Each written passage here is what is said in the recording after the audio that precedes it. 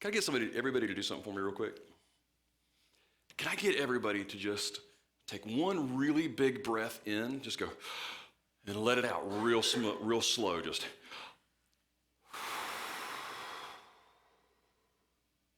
One more time.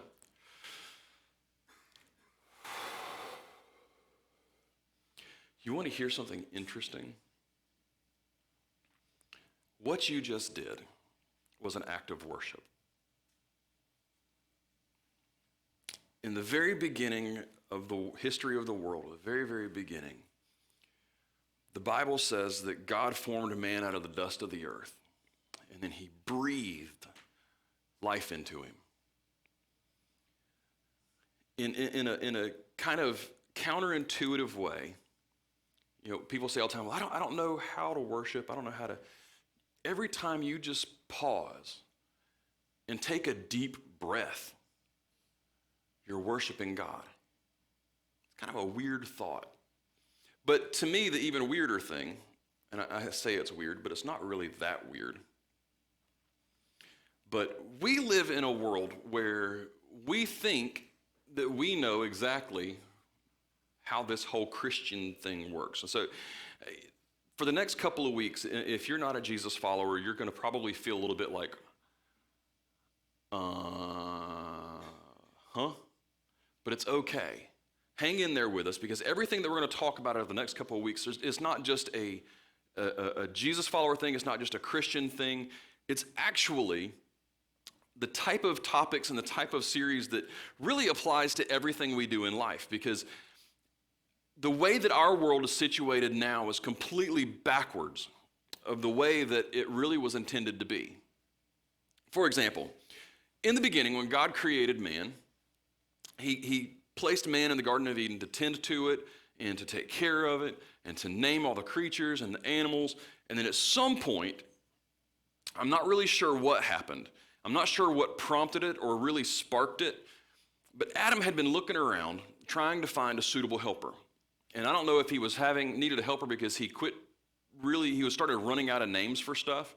I mean, think about it. He ended up naming a little bug that flies around a fly. Not a lot of creativity there. He literally named it what it did. And so God looked at it and said, this is not good. We're going to wind up with swims and barks and possibly meows. And then God did something even weirder, and he threw the platypus in there and said, here, name this, smart guy. And so God looked at him and said, it's really not good for man to be alone. We need to create a suitable helper for him. And so he made man fall asleep, and he created woman, because man needed a helper. And since the beginning of time, since that happened, man and woman have been helping each other ever since. Sort of. Think about this. Guys, your wife is gone for the weekend, or maybe your girlfriend is gone for the weekend, and you decide you're going to do something nice. You're going to take care of that project. Maybe it's a broken step on the front porch of the house, or maybe there's just a few light bulbs that need to be changed out. You spend the whole weekend knocking out these projects. You go out, you say, I'm just going to serve them. I'm going to go and I'm going to just do what has to be done, because I want them to know how much I love them. And so you start at the beginning of the weekend. It's Saturday morning. You're going to spend your entire Saturday. You go in, you pull the old step off, you buy a new piece of wood, and you nail it down, or you screw it down using a screw gun, depending on what your preferred method is. You go in and you do all the things. And the weekend ends. And your significant other comes back. They walk up the steps into the house. They flip the light switch on. They come in and they start talking to you. Not even a minute goes by. And what do? Be honest here, guys. What do you typically do? Hey, did you notice I fixed the front step? Did you notice the light bulb came on? Did you notice that? We do it. That's what we do. We walk in and say, listen, did you notice I did that? I fixed that. I did that. Now, ladies, you guys are the exact opposite of that. You ladies, you will, and Raquel does this, and I love her for it. But ladies, you guys will clean the house top to bottom. You will get down on your hands and knees at some point. You will scrub right at the base of the baseboard to get all the little bit of dust that's there. And you'll go in and you'll clean the grout in the showers. You'll go in, you'll clean all the dishes, you'll do all the laundry. And after the 15 minutes it took you to do all those things, because you guys are superheroes, you are Wonder Woman incarnate. Us men, we will walk into the house and we will act like nothing has happened. We will walk in and we'll go get a shower in the freshly cleaned shower with the freshly cleaned grout, and then we will go and we will put on the clean clothes that have been washed. And then inevitably, guys, we will hear, "You never notice anything I do around here." If it wasn't for me, the laundry would not get done. You would have no dinner on the table. Now, we laugh about it and we joke about it because this is a very real thing. We laugh because it's true. Guys, we are the world's worst about coming in and doing some little teeny tiny little thing. Listen, the women in our lives will go in and they will kill themselves. They will put blood, sweat, and tears into making sure that our home, our castle, is clean and ready to roll. And then we won't notice a thing, but we do one little thing. And what do? We turn our back and say, "Go ahead and pat it as hard as you can. Pat it, beat on it." Listen, I did this over the weekend. I did. We took all day Friday at the house and we cleaned up, and we went in and I edged along our driveway and our walkway to the house. I cleaned out my workshop and reorganized it, got everything put back in place. And I walked into the house, I said, "Hey, come look and see what I did." But this is honestly one of those things that we look at and we say, well, what in the world does this have to do with anything to do with upside down? We're talking about this whole series, this idea of the world we live in is completely counterintuitive and backwards from what it's supposed to be and what we're called to be as Christians. Well, this is the thing. If we do this in our homes, we do this with the people that we care the most about, we absolutely go in and we throw ourselves into the middle of what is a human problem. Because when we serve people, listen, we want to help. As Jesus followers, as Christians, we want to help. We want to go in and see a problem, and we want to fix it. We want to help people move past their problems. We want to help them out. We want to help them put food on the table from time to time. We want to help them when they're down on their luck. We want to do all of these things. And we look at it and we go, well, that's what we're called to do. You're right, we are. However, there's a problem. We do those things, and we want to do those things. But we also want people to see it. Just like in our homes, when we walk in and men, when we walk in and we say, "Look what I did, look, I have made clean. I fixed the things, I changed the light bulbs, I pay the bills." And ladies, you walk in and you look at it and you say, "You didn't even notice what I did. Did you notice I took a quarter of an inch off of my hair?" Guys, honey, did you notice I bought a new deodorant? We all want the recognition. We want people to notice. We want people to see the things and turn around and look at us and say, "Thank you so much for doing the things. You did an amazing job with the things." And this is completely 100% backwards because we want the recognition. We want to see it. But then what happens is when we don't get the recognition and we don't get the pat on the back, what do? We get mad. We get angry. We say, "Well, I put in 15 minutes of work cleaning those 3 dishes and you didn't even notice that I did it." Now with that one, I'm talking about the guys. Because like I said, I'm the world's worst. I will go in, I'll do one little thing and then be like, "Look what I have done." But we all want the recognition. We all want the thing. We even, in our culture, we have created this environment where when someone gives to charity, what do? They show up with these ginormous checks with their name plastered across, and we take pictures and we put it on the internet, or we put it in newspapers. And if it's a celebrity, they go in and they post it all over every social media account that they've ever owned because they want the recognition, they want the pat on the back, they want all of those things. But in our culture, as Jesus followers, as Christians, we are supposed to be different. We're not supposed to look that way. In Romans chapter 12, verse 2, Paul writes in, he says, listen, I want you to understand, you're supposed to be different. He says, do not be conformed to this world, but be transformed. The word they use for conformed there literally means something along the same lines as what we think of with a cookie cutter. There's a mold, there's a shape. And he said, listen, you are now Christians, you are now Jesus followers with a different worldview. So don't allow yourself to be pressed into this mold anymore, but instead be transformed, become something different. This is what we're called to be in our world. We are called to be different. We are called to become something different than what we already are. We're not supposed to fit the mold. So when we take that mold and we pull it off, what is it supposed to look like? This mold that we're pressed into in our world is something that is very self-centric. It's something that takes a look at what we want and what we want to be recognized for and who we want to be. And it says, look at me, look at me, look at me, look at me, look at me, look at me, look at what I've done, look at what I can do, look at how I sing, look at how I do the things, look at how amazing I am. The problem is when that mentality, based on what Paul writes in the book of Romans, when it starts to permeate into the church, this is where we have problems. Because this isn't just something that celebrities deal with and just everyday people deal with. This is something that gets into the church. And it's not just lay people. It's not just the people who come on a Sunday morning because their family needs to be in church. It even permeates into the realm of church leaders. It moves beyond just the everyday person and goes into this place where it pushes in and it says, okay, listen, you guys are church leaders. You are professional Christians. Now, be different.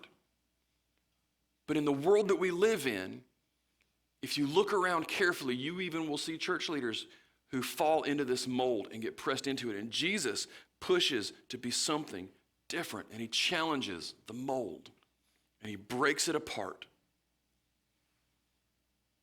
In the Sermon on the Mount in Matthew chapter 5, he starts this whole thing, and he begins to start challenging everything that the people in his culture, in his day, that they knew about how they were supposed to be, that they knew the mold that they were supposed to fit in. He starts challenging everything. He starts challenging what we know about peace, and he starts challenging what we know about who's going to be able to inherit the kingdom of God, and he starts challenging everything that comes along with it. He starts looking at, listen, you should affect the world that you live in. Where you go, everywhere you go, it should affect the world that you live in. He starts challenging, even if going and saying, listen, anger, yeah, it's just as bad as murder. He starts challenging everything about it. He says, okay, listen, just thinking about doing those things are just as bad as doing those things. He starts pushing even deeper, and he says, you know what? Revenge, oaths, divorce, who you love. Yeah, all of those things are supposed to be different than what the world says they should look like. You're supposed to be different. And then he follows up this idea of loving people with a very bizarre and strange concept about not just who we love, but how we love them. And this has become the foundation for everything in the Christian life, this idea of loving the people around you. You know, when Jesus was asked, what's the greatest commandment? He says, well, the first commandment is to love the Lord your God with all of your heart, your mind, and your soul. And then everybody's like, okay, great. Well, now what? And then he follows up, but. The second is like it, that you love your neighbor as yourself. And we look at that and we take it and we run with it with this idea of, okay, well, yeah, I want to love people. I want to love people the way that I love it. But he challenges it here in a way that is just mind-blowing to us. And so in Matthew chapter 6, if you have your Bible, go ahead and turn there. Okay, it's going to be in Matthew chapter 6. We're going to take a look at just the first few verses here. And for those of you that were here on Wednesday night, this is going to sound eerily familiar in some of the wording and some of the things that happened, because some of what he says about prayer, he also says here. And this is something that just changes and should absolutely rock us to the foundations and challenge us in how we approach the people we come in contact with, okay? Matthew chapter 6, verse 1, he starts off this. He says, beware of practicing your righteousness before other people in order to be seen by them. He starts off, he says, beware. Stop, think, consider it. Think about what you're about to do. When we see a sign that says, beware of dog, we stop and we look at it and go, okay, there's a dog. But what kind of dog? Is it the kind of dog that will eat me when I walk in? Or is it the kind of dog that will run up and just nibble at my ankles? Or is it the kind of dog that will run up and just want a treat? But our instinct, anytime we see the word beware, is to think of danger. And it gives us pause and it stops. And he says, okay, now, beware, stop, give yourself a moment to pause and think about what you're about to do. He says, beware of practicing your righteousness before other people in order to be seen by them. And he goes on, he says, for then you will have no reward from your Father who is in heaven. He says, stop and think about what you're going to do. Before you act and you do this thing in a way that is able to be seen in front of other people, stop. Because if you do this in this manner, in order to be seen by people, you will have no reward from your Father. He says, if you do the right thing for the wrong reasons, you get nothing from God. This was a mind-blowing concept. And see, they didn't get it in this instance when he was talking about it. They didn't understand it. So then, a few verses later, he even applies this same concept to the idea of prayer. He says, I tell you the truth, if you pray in front of people to be seen, I'm telling you the truth, you've gotten your reward. It's the same concept here. He says, if you practice your righteousness, if you practice how good you are and how your relationship is strong with God in front of other people to be seen, yeah, that's your reward. You get a good hearty pat on the back from people who really, in the grand scheme of things, may or may not matter. I know that sounds harsh, but Jesus, that's what Jesus, listen, if you want a reward from God, the one who really matters and who can really make a difference in your life and in the life of those people, you're not going to get it. This was revolutionary from this. This was so different. Why? Because the people who were the closest to God, the people who were in that right place with God, whose relationship was rock solid with God, they waved it like a flag everywhere they went. They took it everywhere they went. How many of you have ever seen like a field trip where you've got 30 or 40 kids running? I know that they don't do this much anymore with schools because the budgets are so low. But used to, you could see school groups on field trips. They would walk around and there would be a flag or an umbrella or something that they would hold up that would make them super visible everywhere they went so that the people in their group could see who was in charge and knew who to follow and who to emulate, what path to take, what way to walk to be able to get where they were going or where they needed to go or wanted to go. This is the same thing that the religious leaders of their day would do, whether it was prayer or whether it was helping people or serving people. They would wave this banner up and say, listen, not a physical banner, but they would stand up on the streets and they would pray at the top of their lungs, or they would do the services, they would do the things and say, look at me, look at me, look at me, look at what I'm doing, look how close I am to God. And Jesus says this is not how this works. If you are going to practice your righteousness in front of people to be seen, stop and think about what you're doing, because the reward that you're hoping to get from God, you are not going to get. You might get an attaboy from somebody for that watches you do it. But as far as God goes, you ain't going to get nothing. So in verse 2, he follows it up. He says, thus, as a result of this, when this thing happens, when you give to the needy, not if you give to the needy. Same thing as with prayer. It said, when you pray, when you give to the needy, not if. This is something that is expected of us. As Christians, as Jesus followers, this is a thing that is expected. This is so counterintuitive for us. Because we think of serving as something that we do to get a pat on the back. We help others to get a pat on the back. Jesus says, when you give to the needy, not if you give, but when you give, sound no trumpet before you as the hypocrites do in the synagogues and in the streets, that they may be praised by others. Truly I say to you, they have received their reward. Same concept a few verses later when he's talking about prayer. When you pray, not if you pray, when you pray, don't shout it from the rooftops that you're praying. because that's the only reward you're going to get. He says the same thing here. When you serve, when you give to the needy, don't sound a trumpet to bring attention to yourself. Don't be like them. Don't be like them. Don't be like the people that are standing out here that he calls hypocrites. He's talking about the religious leaders. He calls them out in front of this entire group of people. Says, listen, don't be like the hypocrites. And the thing is they knew exactly who he was talking about. He didn't have to come out and say, yeah, these guys over here, the Pharisees, the Sadducees, don't be like them. All he had to say was the word hypocrite. Why? Because even people then were smart enough to know that the people who were supposed to be closest to God weren't doing what they were supposed to be doing. Our culture is no different. People look at us from the outside looking in. They're smart enough to know what a Christian is supposed to be. They're smart enough to understand what we're supposed to look like. They may not have it completely down pat. They may not have a perfect understanding because they may or may not have ever read the Bible, but they know who Jesus was and they know how Jesus loved people.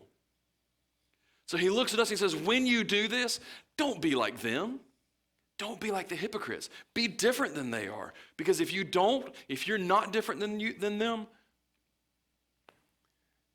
it doesn't mean a thing. It's worthless. It's pointless.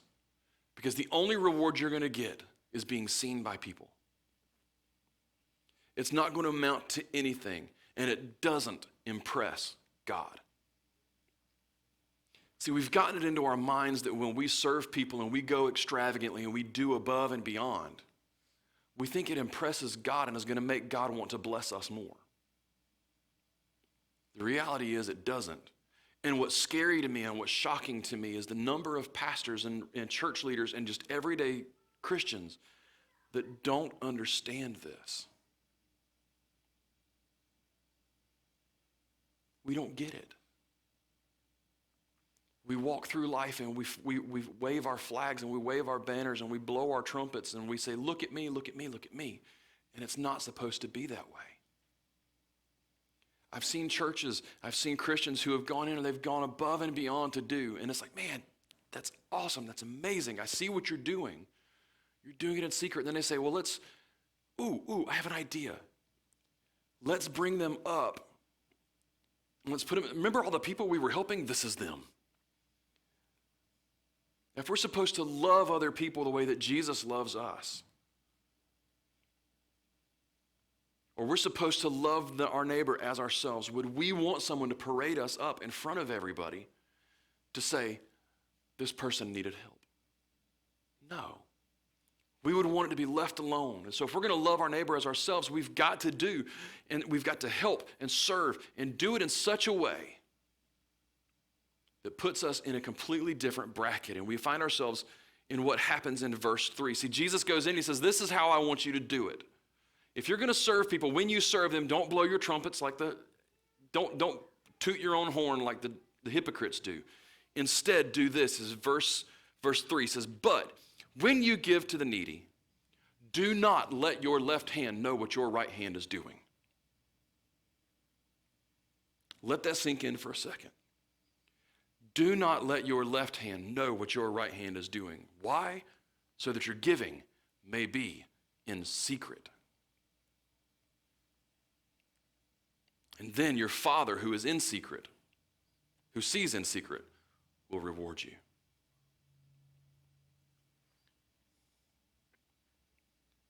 Such a completely 100% revolutionary idea that changed and challenged what people knew about how God works and targeted a broken religious system. I mean, the entire reason Jesus came was to fix what was broken. He came to fulfill what people didn't understand about the laws of God. So he comes and he says, listen, you're expected to give. So when you do, don't toot your own horn. Instead, do the opposite. Do the upside down thing. Do the flip side of what you've always done. Give and help in such a way that your right hand doesn't even know what your left hand is doing. It says, be completely anonymous. Be anonymous about it. Give of yourself in such a way that the other half of your body doesn't even know what's going on. Now, obviously, that's physically impossible. But the concept here is so powerful. And even Christians have gotten to the point now to where when we help people, we broadcast it to the entire world. Well, don't be mad at us. We're the loving people. We're helping everybody. We're sending teams and teams and teams and teams and teams of people to do these things. Instead, Jesus says, don't let people see it. Now, don't get me wrong. He's talking to a group of people here, and he's talking to individuals. As individuals, when you help people, do it in such a way that people don't realize you're doing it. They don't see it happening. Obviously, as a church and as a body of believers, we're going to do stuff that helps people. And we have to broadcast that we're helping people so that other people can get on board and help people too. What he's talking about is coming to this place where you are pointing out the people that you're helping. If you're pointing out the people that you're helping and doing it in such a way that you're saying, give us a pat on the back, then there's a problem. Jesus says, when you give, do it in secret so that the Father who sees what's done in secret can reward you. We are expected, we are supposed to help and serve behind the scenes and help in such a way that people wake up one day and go, whoa, how'd that happen?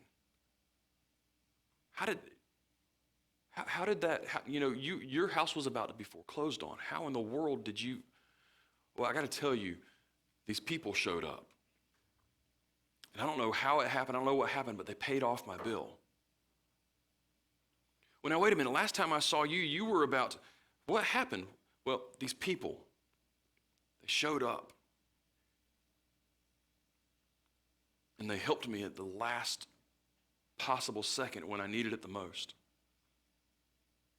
It's one thing if somebody else toots your horn for you.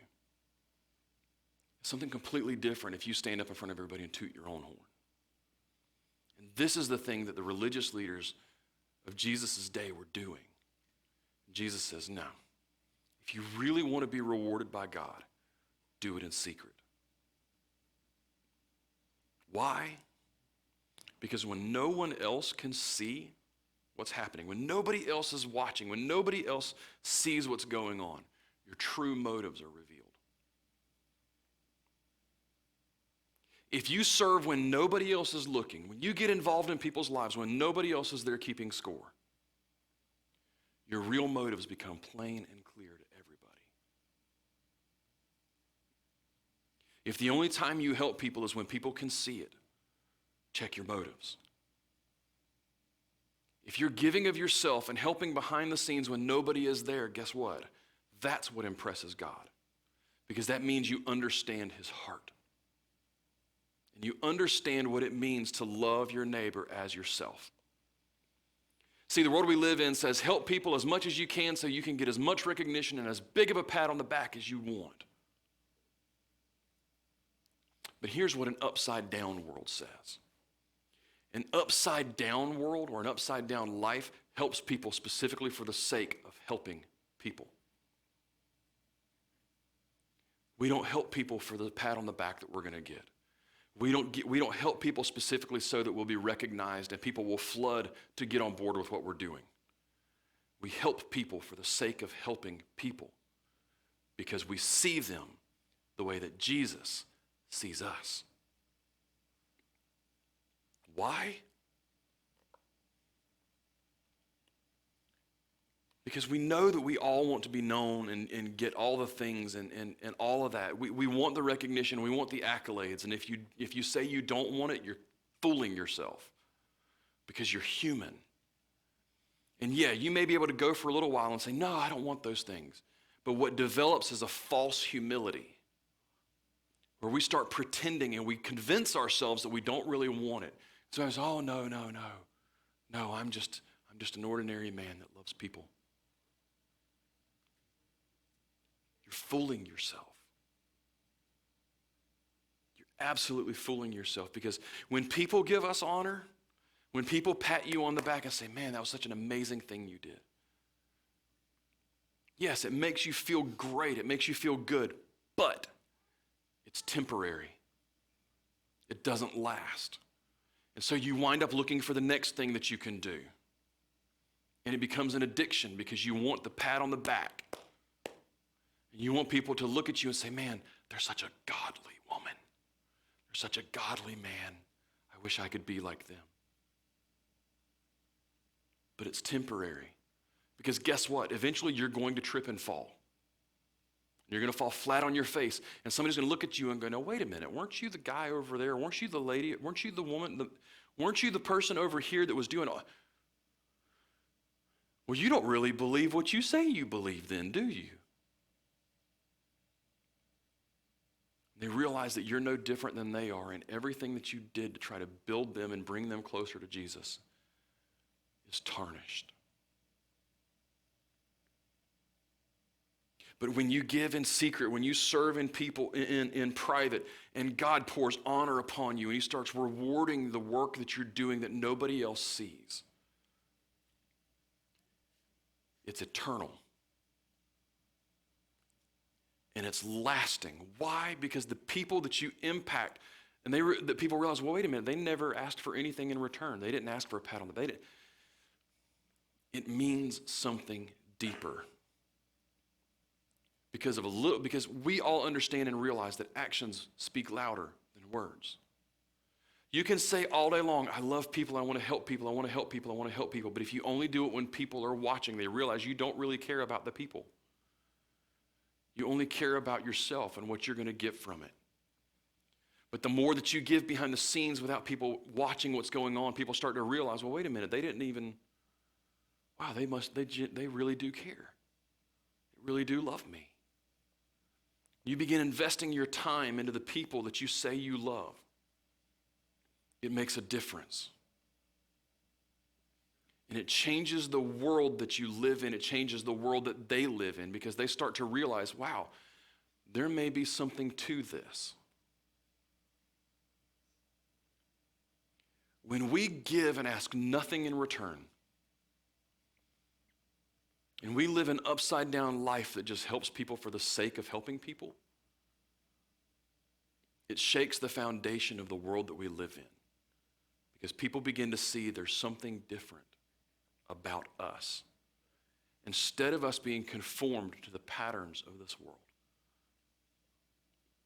Jesus doesn't say, listen, if you ever stop long enough to think about helping people, and he says, when you do, when you give, when you help, when you serve, do it in such a way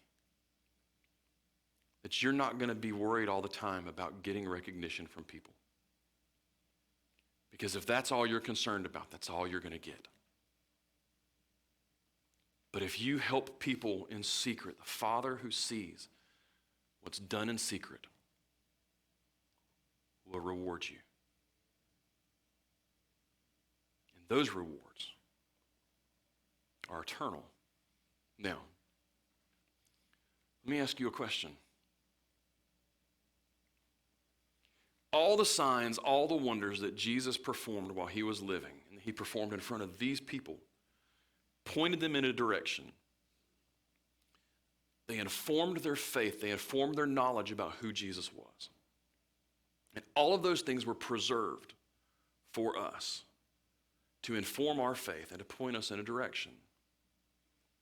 Now, I'm assuming if you're a Jesus follower, that those same wonders, those same miracles, those same signs have informed your faith about who he is and have pushed you in a direction that's close to him.